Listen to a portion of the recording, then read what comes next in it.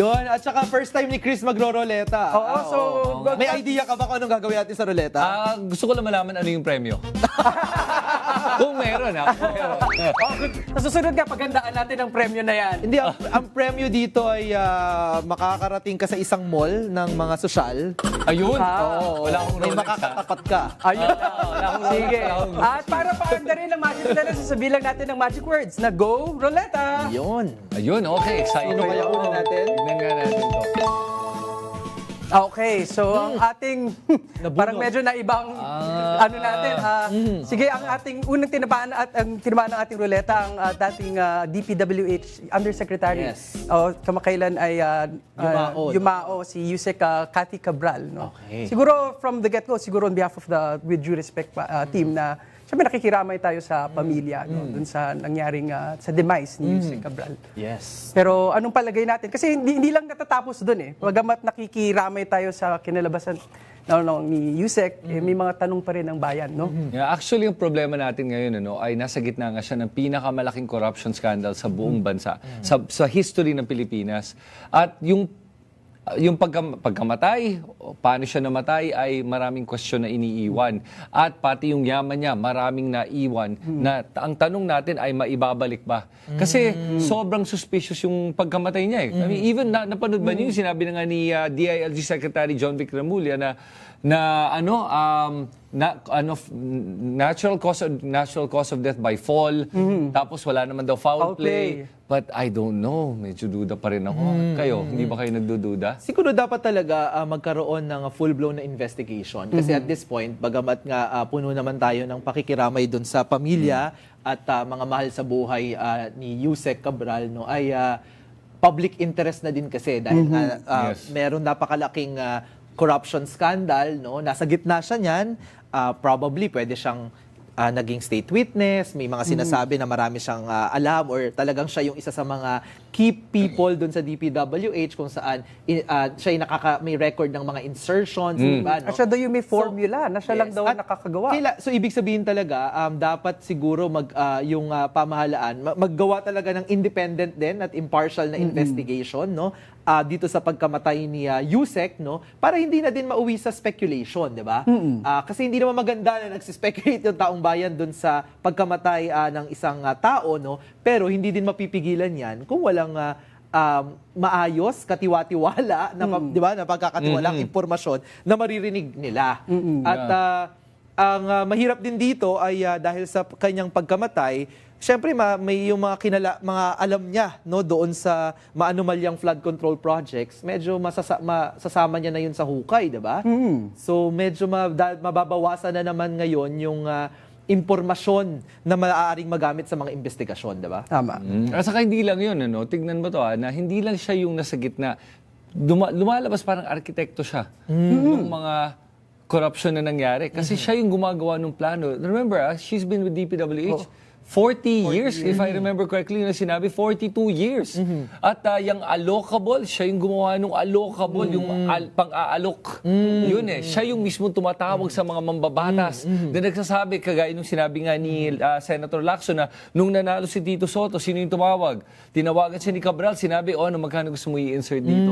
Parang natural na sa kanya to So, siya, si Bonoan, si Bernardo, at mas makapangyarihan pa to kaysa kay Bernardo, na ganun karami yung alam niya. Ngayon si Bonoan wala, ngayon siya rin wala na.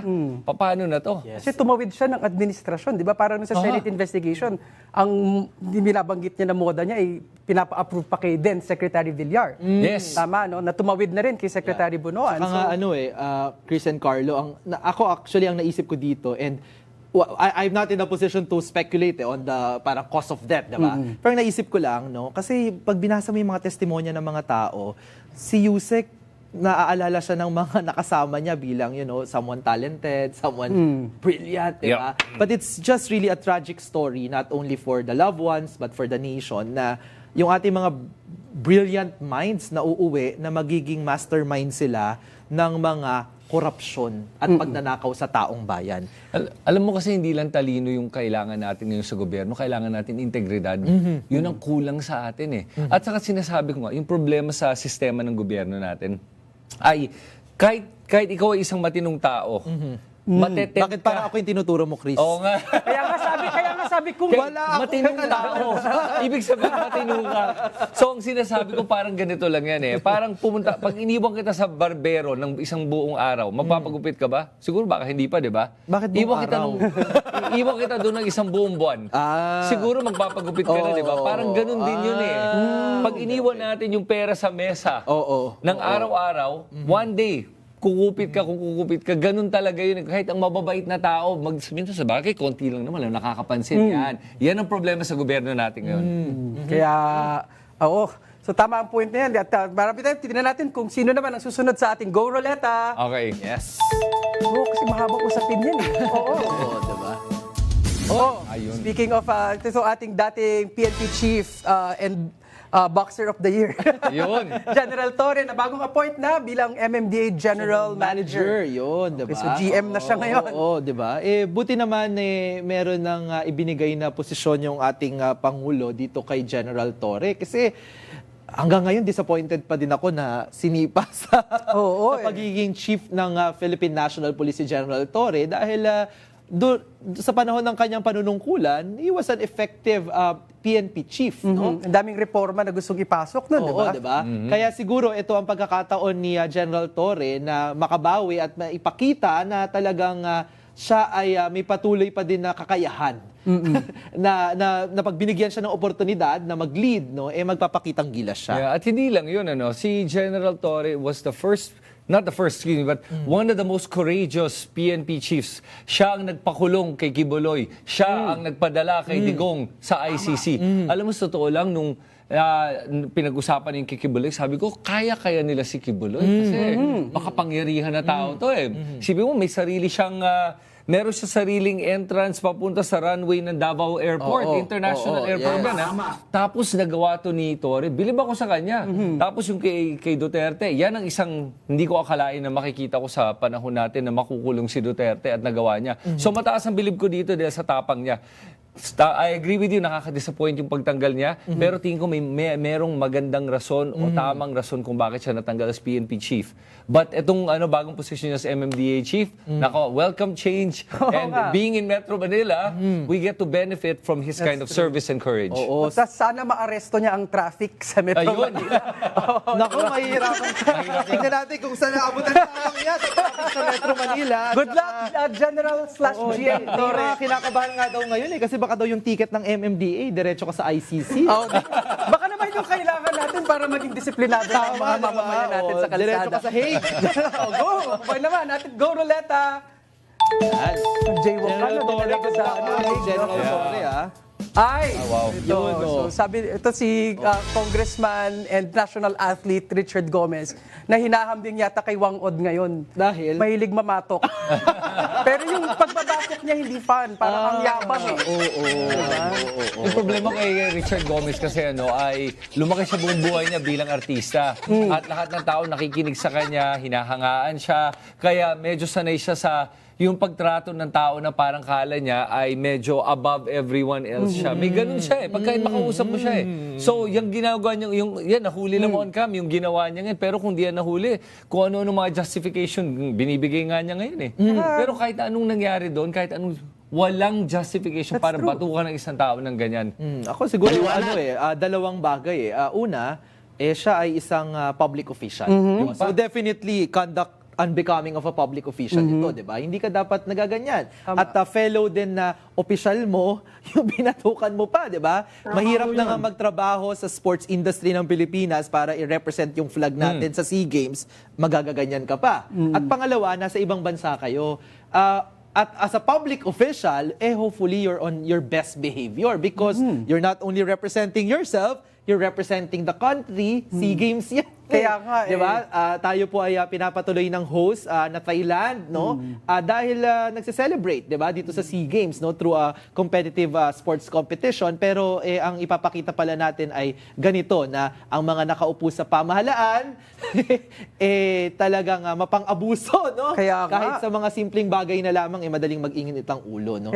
Hindi daw siya magsusorry pa. Ayan pa ang sinabi. Ay, ko naman. Ako hindi pala apologetic. Doon sa bukod sa dalawa na, pangatlo kasama niya yung anak niya, maging mabuting halimbawa ka naman sa anak mo. Tama na din, atleta no? din ng Pilipinas, Oo. di ba? Tama. Kaya yun, nanggigil lang ako kasi hindi talaga dapat nangyayari yung ganun sa ating mga national athletes at mga public servants. Yes. Okay, go Ruleta!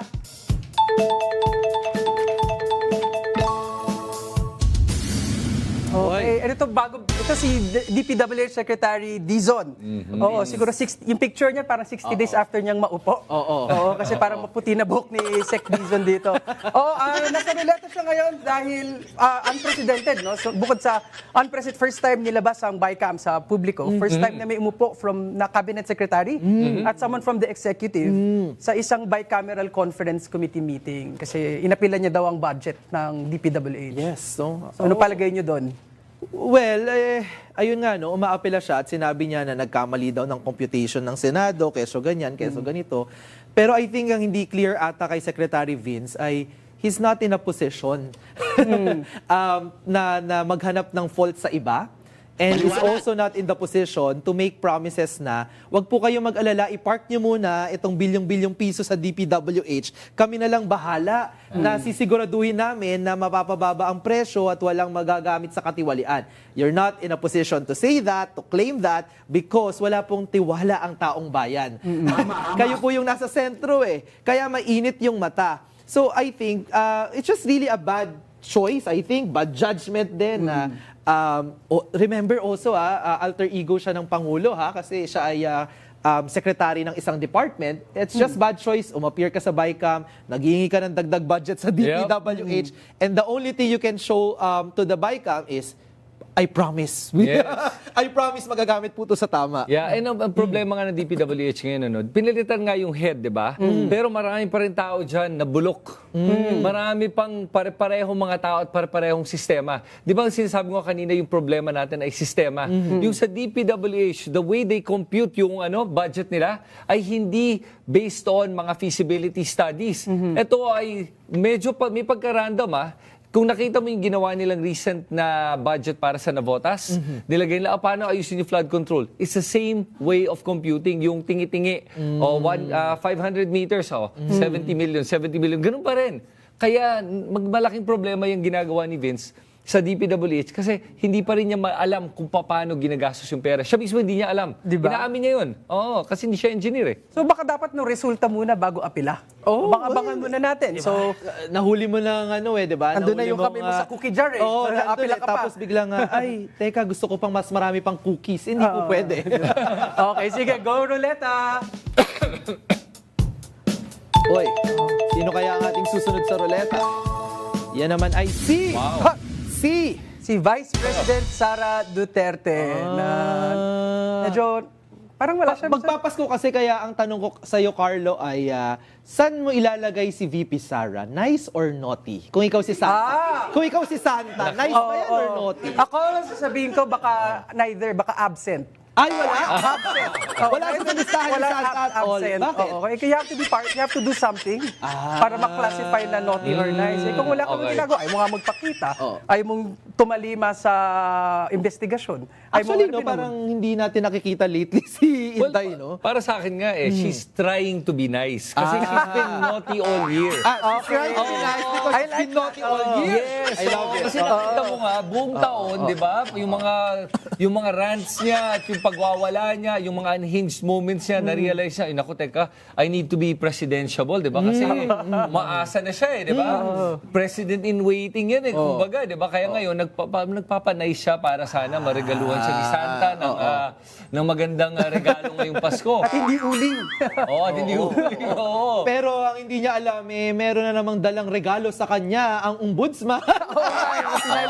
Si Santa Boying, di ba? Parang may kinasuhan ng plunder, no? May yung civil society groups, no? Kay Vice President Sara. So sana sagutin naman ito this time around.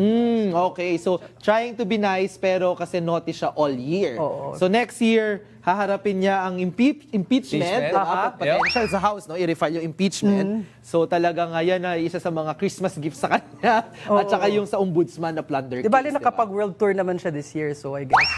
Masaya na siya. Na-advance na siguro yung Christmas gift niya. Ay, oo. Baka nga. Okay, sige. Merry Christmas Yan na natin po na. sa Go, inyo, Ruleta! Oy! Oy. ating BICAM. Oo.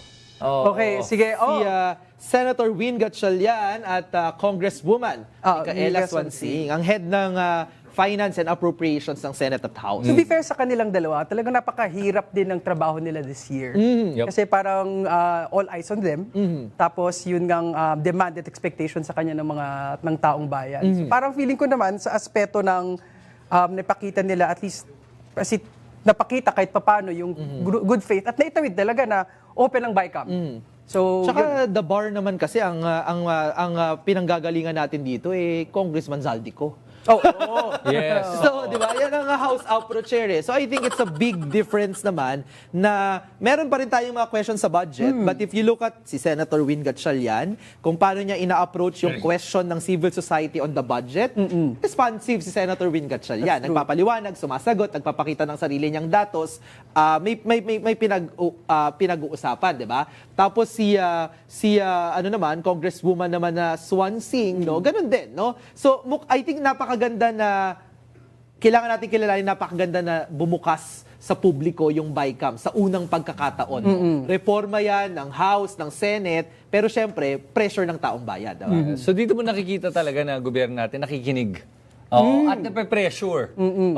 Kasi dati parang walang ganun. Ngayon nakikita mo, they're very responsive towards what the public is saying. Ang problem lang with the way the budget is done pa rin ay maraming pa rin pagkukulang. Kaya lang naintindihan ko na ang laki nga talaga nung pressure sa kanila. At ang hirap ng trabaho na yun. I mean, honestly, kahit ako, nasubukan mo na ba tignan yung budget? yung budget? Yes. Sobrang kapal. Ang kapal, ang hirap. Tapos talagang kung bubusisihin mo lahat yan, it's almost impossible to do in the amount of time they have to do it. Kaya, I mean, for whatever little time na meron sila para gawin to, it's acceptable na. It's acceptable nga na si Risa Ontiveros nga, sinabi niya, sige, I'm gonna give my yes, my vote. Yes. Na she's never done for a very long time. Yes. Finally, sabi niya, sige, katanggap na itong budget na to. Pero again, para sa akin, still leaves a lot of room to be desired.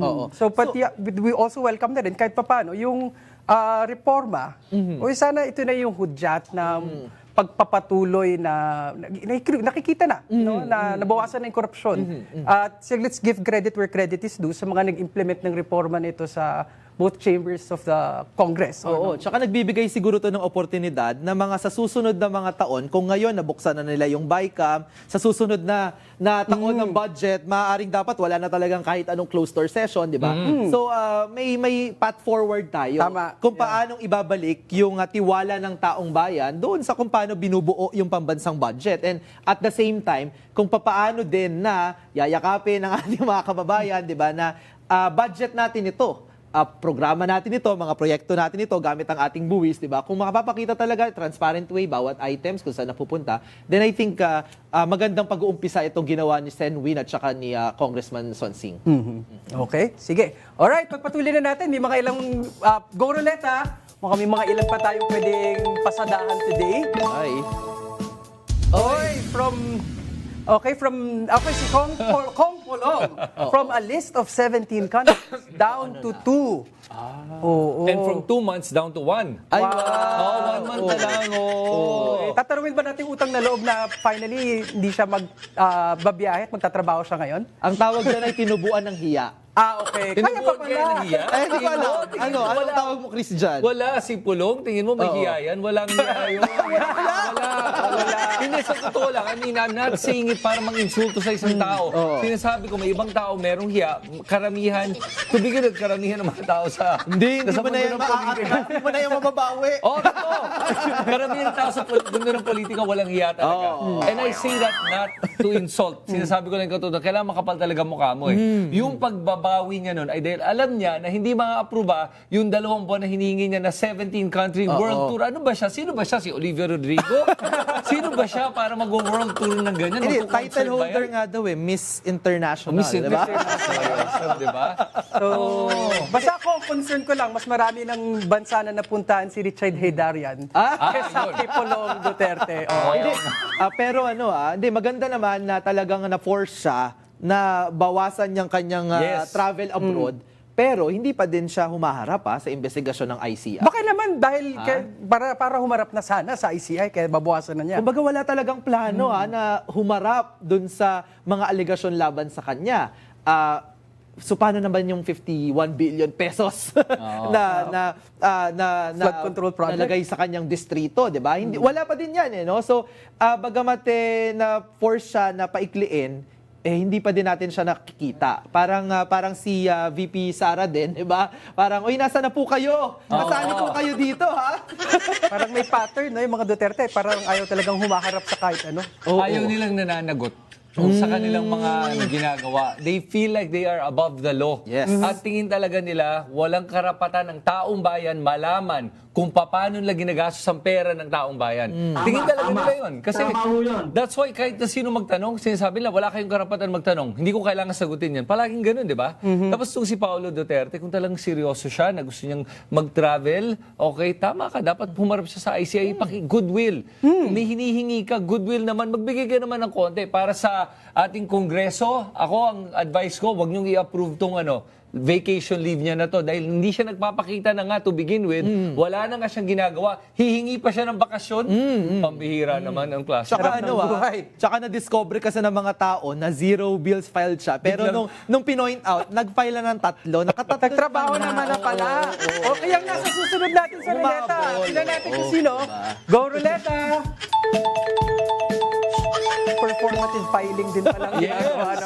Okay. Speaking of mawawala, sana nawawala. Hindi umuwi. Dapat na umuwi si dating DPWH Secretary Bonoan na dapat umuwi noong December 18.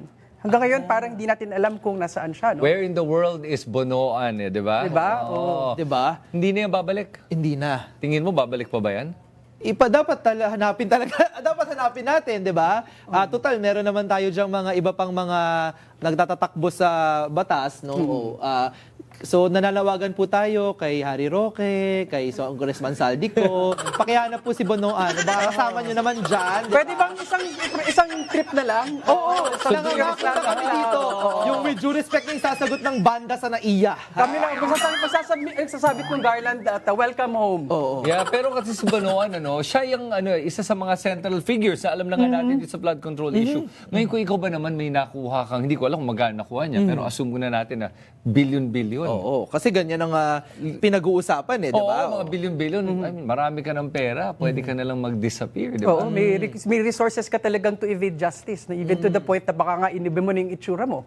Di ba, hindi malayong mangyari yun. So, yeah. So yun lang, sa akin lang, kaya lang ang problema nga natin is, pinakasiguro sama ng loob ko, alam ng gobyerno na magsusubok to lumabas, pinalabas. Nagkaroon nga to nasa watchlist to, di ba? Tapos ginawa sa immigration, lalabas na, hindi, wala namang hold order. Sige, palabasin mo. Ay, naku naman. Grabe, yun lang nakita kong pagkukulang at ang swerte ni Bonoan, parang free pass. Tsaka yan Goodbye. yan yung hinahanap ng mga tao na big fish. 'Di ba? Yung DPW secretary yan eh. So kailangan talaga mahanap yan at mapauwi at mapanagot. Otherwise, hindi masasapatan ng ating mga kababayan dito sa pagresolba sa issue ng flood control projects. Sige, susunod na tayo. Okay, so sige, tignan natin susunod. Go Ruleta! From Sec Bonoan to... Hoy, si Radriaga. Wag po natin ma-confuse sa ibang personalidad. Si Attorney Radriaga.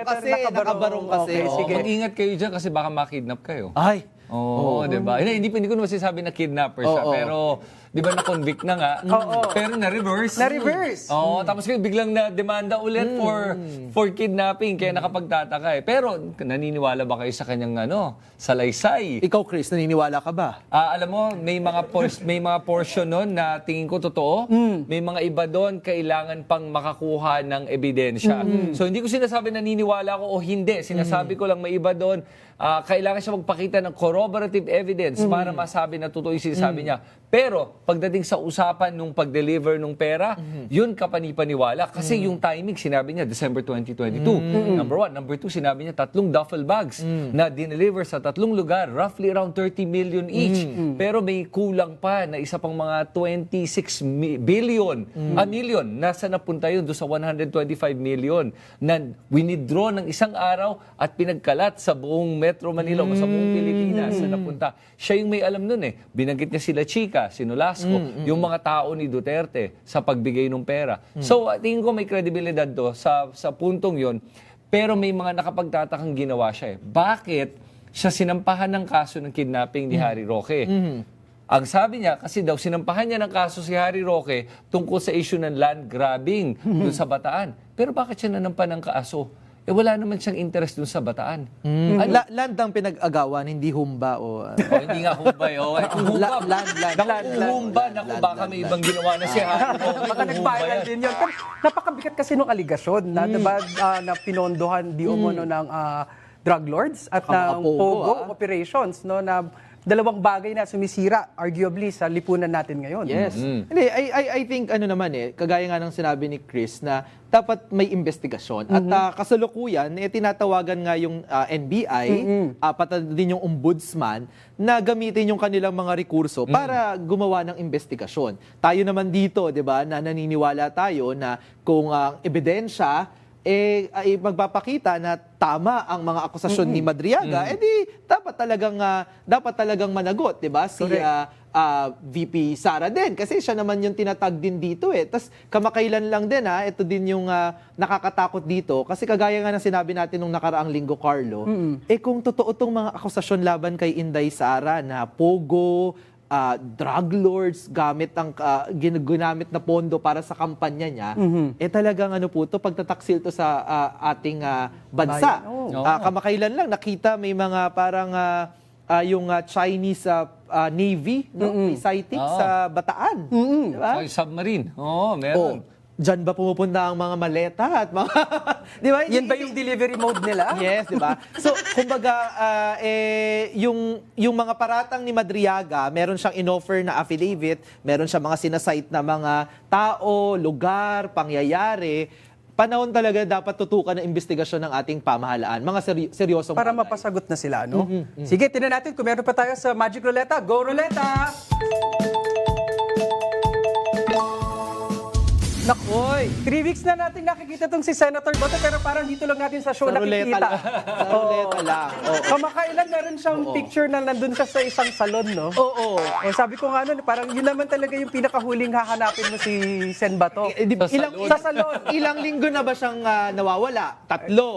Sabi ni Chris, di ba? Oo. Kapag iniwan mo ang isang tao sa barbero ng isang buwan, magpapagupit ba siya? Ayun.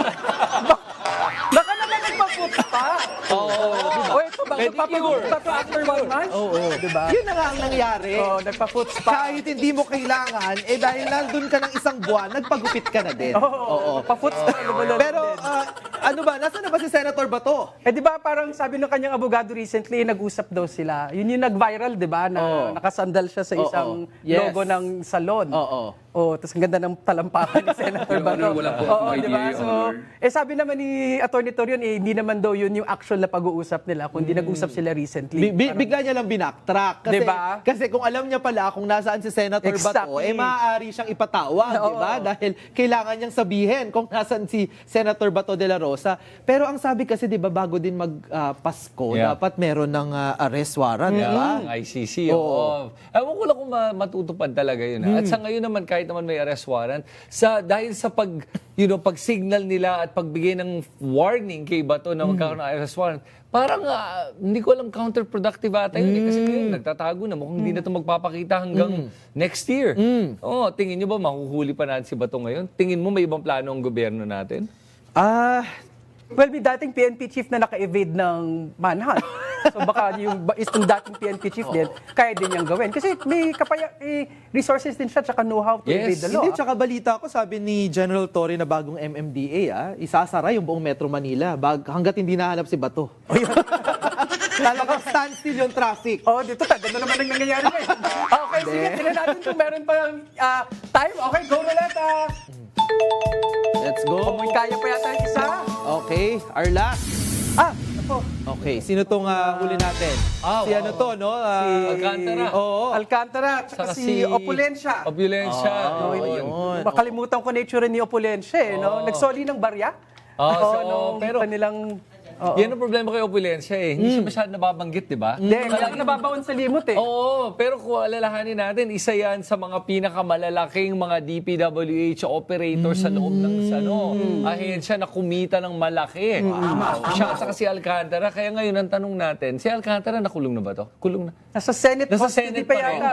Ang bagal naman ng ng ating hustisya. Bakit sa ngayon wala pa bang talagang nakukulong kundi yung mga Diskaya at yung mga ibang engineer? Hindi nasama yung pangalan nila doon, ano? Tsaka ang Doon sa pagbabalik, unang listahan. pag nagbabalik ka ng pera, ibig sabihin, di ba, umaamin ka. Oo. Kasi hindi ka na magbabalik kung hindi mo sinasabi na may ginawa kang mali, may ginawa kang Tsaka masama. malaking hudyat din yung pagpanaw ni Yusek Cabral na kung hindi man may foul play man o meron nang umaakto para patahimikin na yung mga ibang nakakaalam sa issue. So dapat dagdagan ng urgency. Ito daw pagpabalik nila ng pera, maaari daw kasi na maging batayan din ito ng pagiging state witness. Oo, yung restitution, Ano no? tingin natin doon na nagbalik ka ng kaunti, pagkatapos mong magsaya-saya dyan sa casino, di ba?